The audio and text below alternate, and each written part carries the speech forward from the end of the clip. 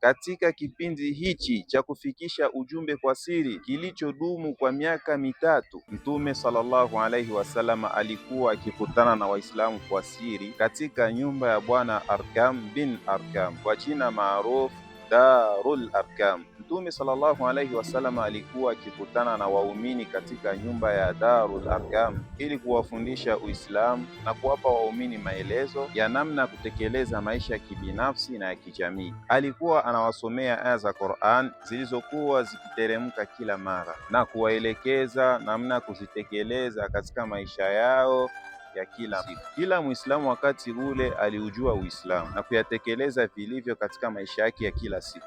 Kwa mujibu ya hadithi iliyosumuliwa na Ibn Mas'ud radhiyallahu anhu, kila Muislamu aliisoma Qur'ani kwa lengo ya muongozo wa maisha yake ya kila siku. Wengi waliosilimu katika kipindi hichi cha awali walikuwa ni watumwa, maskini, vijana na wale wasiokuwa maarufu katika jamii. Kilichowafanya hawa watu wa mwanzo kusilimu haraka bila kusita ni ule ukaribu wa Muhammad sallallahu alaihi wasallama ambao uliwezesha kufahamu vyema tabia yake tukufu. Walimfahamu kuwa alikuwa mwaminifu mno na hawakuwahi kamwe kumsikia katika maovu.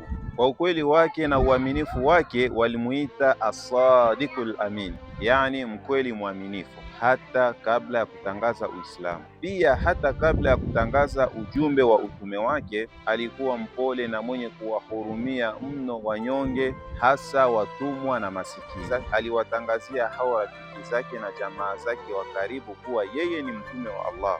Wote waliitika wito wake na wakasilimu, isipokuwa wale waliokuwa na matatizo yao ya kibinafsi kama vile ami yake Abu Lahab.